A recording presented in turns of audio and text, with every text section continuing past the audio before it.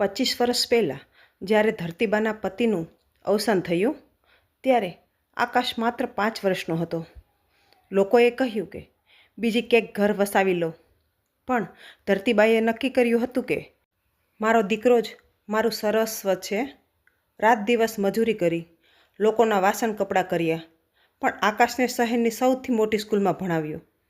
પોતે ફાટેલી સાડી પહેરી, પણ દીકરાની ક્યારેય કોઈ કમી ન આવવા દીધી. એક આલિશાન બંગલો અને એક અંધારો ખૂણો, બસ હવે તે જ તેમની જિંદગી બની ગઈ હતી. સીડીઓની નીચે આવેલા એક નાના અંધારા સ્ટોરરૂમમાં રહે છે. ત્યાં ધરતીબા હવે વૃદ્ધ અને એક ફાટેલી ગોદડી પર બેઠા છે. બહારથી મોટેથી બોલે છે તેમની વહુ, એ માજી સાંભળો છો? કેટલી વાર બૂમ પાડું? આ વાસણ પડ્યા છે, એ જરા સાફ કરી નાખજો. અને હા, આજે મહેમાન આવવાના છે, એટલે તમારે તમારે રૂમની બહાર નથી આવવાનું. ધરતીબા ધીમા અને ધ્રુજતા અવાજે, બેટા આજે એકાદશી છે, થોડું દૂધ મળશે? મોહિની કડવાશથી, દૂધ તો ખલાસ થઈ ગયું છે. આ સવારના 2 રોટલા પડ્યા છે, એ ખાઈ લો. મહેમાન આવશે ત્યારે પનીરનું શાક બનશે, વધશે તો સાંજે આપીશ. આકાશ તેની ચમકતી કારમાંથી ઉતરે છે. તે ફોન પર લાખોની ડીલ કરી રહ્યો છે. તે ઘરમાં આવે છે, પણ મા પાસે જવાને બદલે સીધો બેડરૂમમાં જાય છે. ધરતીબા ધીમેથી આકાશ પાસે જઈને, બેટા આવી ગયો? આજે થાકી ગયો લાગે છે, પાણી લાવું? આકાશ ચીડાઈને, માં તને કેટલી વાર કહ્યું છે કે હું આવું ત્યારે મારે સામે ન આવતી. મારો મૂડ ખરાબ થઈ જાય છે. તારે જે જોઈએ એ મોહિની પાસે માંગી લેવાનું. અને તારે આ સાડીમાંથી કેવી મજૂર જેવી ગંધ આવે છે. જા રૂમમાં જા. ધરતીબાની આંખો ભરાઈ આવે છે. તે ચૂપચાપ પોતાના અંધારા રૂમમાં પાછા જાય છે. દીકરો જેને કાનજી કહેતી હતી તે આજે તેને ગંધ કહે છે. જમવાની થાળી અને અપમાન. રાત્રે 9 વાગ્યા છે. આકાશ અને મોહિની ડાઇનિંગ ટેબલ પર જમી રહ્યા છે. હસવાની અને વાતોની અવાજ આવે છે. ધરતીબા દૂરથી આ જુએ છે. મોહિની એક પ્લેટમાં માત્ર એક રોટલો અને થોડું સુકાયેલું શાક નાખીને જમીન પર મૂકે છે. લે આ તારું ખાવાનું, જમી લેજે અને વાસણ ધોઈને સૂઈ જજો. જે માએ દીકરાને પોતાના હાથે ગરમાગરમ કોળિયા ખવડાવ્યા હતા, આજે એ જ માને જમીન પર બેસીને વધેલું ઘટેલું જમવું પડે છે. પણ ધરતીબા હજુ પણ ફરિયાદ નથી કરતા. તે રોટલો તોડે છે અને મનોમન બોલે છે, ભલે પ્રભુ, મારા દીકરાના ઘરે સુખ રહે. હું તો ગમે તે ખાઈ લઈશ. આકાશનો 10 વર્ષનો દીકરો કબીર આ બધું જોઈ રહ્યો છે. તે પોતાની માને પૂછે છે, મમ્મી, દાદીને ટેબલ પર કેમ નથી બેસાડતા?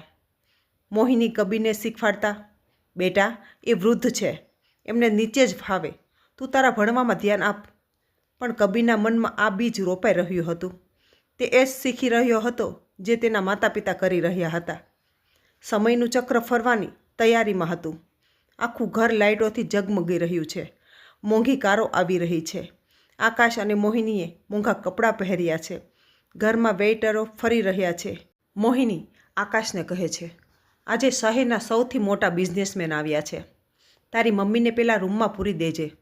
ભૂલથી પણ બહાર ન આવે. મારે મહેમાનો સામે શરમાવું નથી પડતું. આકાશ, ચિંતા ના કર, મેં કહી દીધું છે એમને, એ રૂમમાં જ રહેશે.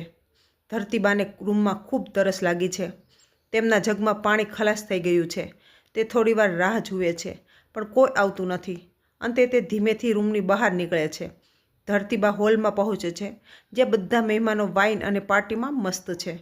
ધરતીબાના હાથમાં સ્ટીલનો લોટો છે અને પહેરવેશ સાદો છે.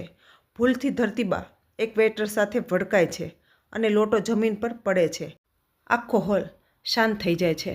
બધા મહેમાનો ધરતીબાને વિચિત્ર નજરે જોવા લાગે છે. એક મહેમાન, આકાશ, આ કોણ છે? તારા ઘરની કામવાળી છે? આકાશ ગુસ્સામાં લાલચોળ થઈ જાય છે. તે બધાની સામે ધરતીબા પાસે દોડી જાય છે. આકાશ ધરતીબાનો હાથ જોરથી પકડીને, તમારી હિંમત કેમ થઈ બહાર આવવાની? મેં ના નહોતી પાડી? તમને શરમ નથી આવતી મને બધાની સામે નીચો દેખાડતા? ધરતીબા થરથરતા અવાજે, બેટા પાણી તરસ લાગી હતી. આકાશ, પાણી જોઈતું હતું તો મરી જવું હતું ને? પણ અહીં આવીને મારો તમાશો કેમ બનાવ્યો?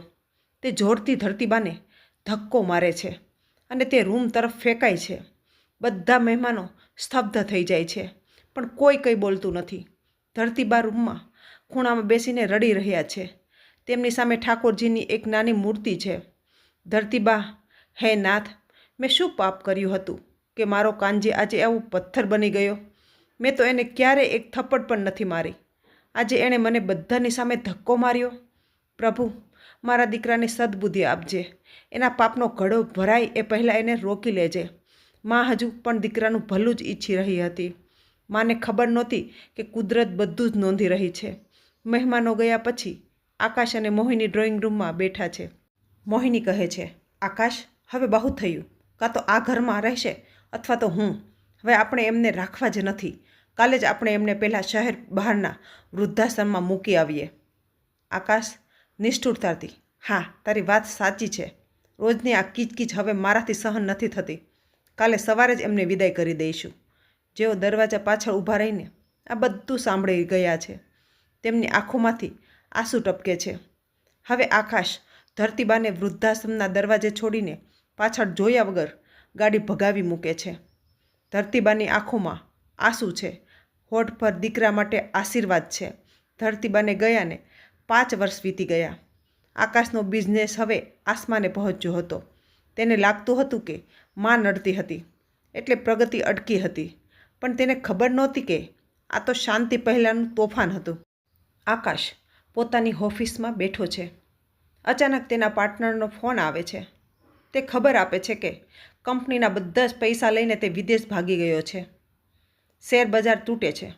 બેંકની નોટિસ આવે છે. આકાશના ચહેરા પર પરસેવો વળી જાય છે. જે મિત્રો પાર્ટીઓમાં આવતા હતા એ હવે ફોન ઉપાડવાનું બંધ કરી દે છે. આકાશ કહે છે, મોહિની, આપણી બધી મિલકત જપ્ત થઈ જશે. આપણો બંગલો પણ હવે આપણો નથી રહ્યો. મોહિની રડતા રડતા, પણ હવે આપણે જઈશું ક્યાં? સમય ઝડપથી પસાર થાય છે. આકાશ અને મોહિની હવે એક નાના ભાડાના મકાનમાં રહે છે. તેમનો દીકરો કબીર હવે 20-22 વર્ષનો યુવાન છે. આકાશ બીમાર છે. તેને સતત ઉધરસ આવે છે. તે ખાટલામાં પડ્યો છે. કબીર મોબાઈલમાં જોતાં જોતાં ગુસ્સામાં, પપ્પા, આ આખો દિવસ તમારી ઉધરસ બંધ કરો ને. મારે મારા મિત્રો સાથે વિડીયો કોલ કરવો છે. તમારી આ બીમારી અને ગરીબીથી હું કંટાળી ગયો છું. આકાશે જે શબ્દો તેની માને કહ્યા હતા, આજે તે જ શબ્દો તેનો દીકરો તેને કહી રહ્યો હતો. આકાશને દવાના પૈસા જોઈએ છે, પણ કબીર તેની ગર્લફ્રેન્ડ માટે નવો આઈફોન ખરીદે છે. આકાશ કહે છે, બેટા કબીર, મને શ્વાસ લેવામાં તકલીફ થાય છે. હોસ્પિટલ લઈ જઈશ? કબીર, તમારી ઉંમર થઈ ગઈ છે. પપ્પા, હવે હોસ્પિટલના ખર્ચા પોસાય તેમ નથી. અને હા, મમ્મીને કહી દેજો કે આ ઘરનું ભાડું હું નહીં ભરું. તમારે ક્યાંક બીજે જવું હોય તો જઈ શકો છો. આકાશની આંખોમાં એ જ ડર અને લાચારી દેખાય છે જે ધરતીબાની આંખોમાં હતી. તેને યાદ આવે છે કે તેણે માને કેવી રીતે ધક્કો માર્યો હતો. રાત્રે આકાશ અંધારામાં બેસીને રડે છે. તે પોતાની માના જૂના ફોટાને જે તેણે ફેંકી દીધો હતો અને ક્યાંકથી મળી આવ્યો હતો તે જોવે છે. આકાશ બોલે છે, માં, આજે મને સમજાયું કે તે દિવસે તને કેવું લાગ્યું હશે. મેં તને ઘરની બહાર કાઢી હતી. આજે મારો દીકરો મને ઘરની બહાર કાઢવા તૈયાર છે. ભગવાનની લાઠી જ્યારે પડે છે ને ત્યારે અવાજ નથી આવતો, પણ પીડા અસહ્ય હોય છે. ન્યાયની દેવીએ પોતાનું ચક્ર ફેરવી દીધું હતું.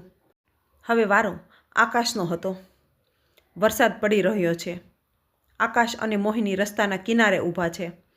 તેમની પાસે માત્ર એક નાની પોટલીમાં થોડા કપડાં છે. કબીરે તેને ધક્કો મારીને ભાડાના મકાનમાંથી પણ કાઢી મૂક્યા છે. આકાશ બીમાર હાલતમાં મોહિની, આજે મને સમજાયું કે ભગવાનની લાઠીમાં અવાજ નથી હોતો. જે દિવસે મેં માને ધક્કો માર્યો હતો એ જ જગ્યાએ આજે કબીરે મને ધક્કો માર્યો. આપણે આપણા જ કર્મોનું ફળ ભોગવી રહ્યા છીએ. આકાશ લથડતા ડગલે એ જ રસ્તા પર ચાલે છે જ્યાં તે 15 વર્ષ પહેલાં તેની માને મૂકવા આવ્યો હતો. તે રડતો જાય છે અને માફી માંગતો જાય છે. પસ્તાવાની આગમાં આકાશ બળી રહ્યો હતો. જે બંગલાને તે પોતાનું સર્વસ્વ માનતો હતો એમાંના આશીર્વાદ વગર શમશાન બની ગયો હતો. આકાશ વૃદ્ધાશ્રમના ગેટ પાસે પહોંચે છે. સામેના વરંડામાં ધરતીબા બેઠા છે. તેમના હાથમાં માળા છે.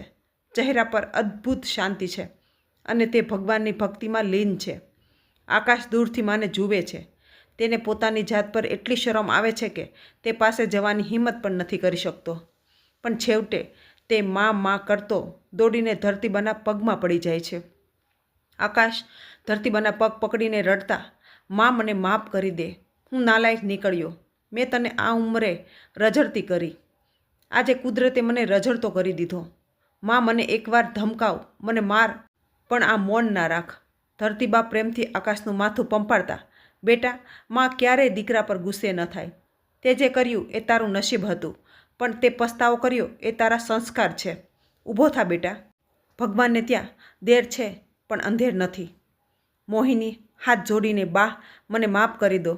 મેં જ આકાશને ચઢાવ્યો હતો. આજે મને મારી ભૂલ સમજાય છે. ધરતીબા પોતાના દીકરા અને વહુને સાથે લઈને મંદિરમાં દીવો કરે છે. ધરતીબા, યાદ રાખજો, મકાન તો પૈસાથી બની જાય, પણ ઘર તો વડીલોના આશીર્વાદથી જ ટકે છે. ભગવાનની લાઠી જ્યારે પડે છે ને, ત્યારે એ મારવા માટે નહીં પણ સુધારવા માટે હોય છે. તો મિત્રો, આ વાર્તા પરથી આપણે શીખ્યા કે માતા પિતા એ જીવતા જાગતા દેવ છે. તેમને ક્યારેય દુભાવશો નહીં, કારણ કે તેમનો નિસાસો આખા વંશને બરબાદ કરી શકે છે અને તેમના આશીર્વાદ પથ્થરને પણ સોનું બનાવી શકે છે. તો વિડીયો ગમે તો લાઈક કરજો અને આવા જ વિડીયો જોવા માટે ચેનલને સબસ્ક્રાઈબ ચોક્કસથી કરી દેજો.